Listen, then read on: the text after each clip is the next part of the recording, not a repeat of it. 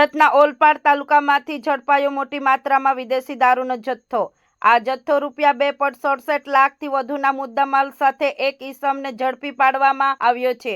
જી હા, ઓલપાડ તાલુકા પોલીસ મથકના હદ વિસ્તારમાં આવેલા સાયણ આઉટપોસ્ટ વિસ્તારમાંથી આ વિદેશી દારૂનો જથ્થો ઝડપી પાડવામાં આવ્યો છે।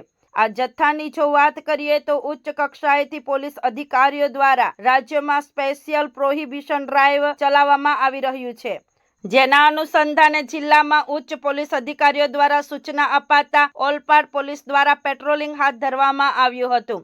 ત્યારે પીએસઆઈ દેસાઈ બીડીને ખાનગી બાતમીદાર દ્વારા ચોક્કસ બાતમી મળી હતી કે દેલાદ ગામના રામકિશન કોલોનીમાં વિદેશી દારૂનો જથ્થો રાખવામાં આવ્યો છે।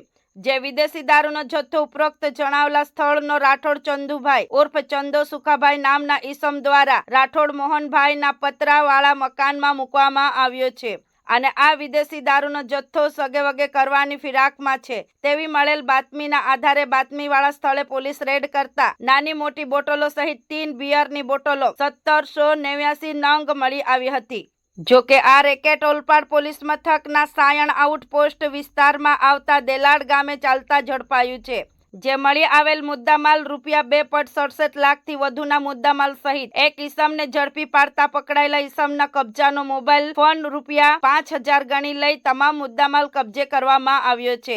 જો કે પકડાયેલા ઈસમ ઉપરોક્ત જણાવેલા સ્થળનો વતની છે, જેના વિરોધમાં કાયદેસરની કાર્યવાહી કરવામાં આવી છે અને જથ્થો પૂરો પાડનાર ઈસમને વોન્ટેડ જાહેર કરાયો છે। Bureau report SD TV live news Surat, હર હંમેશ સત્યની સાથે।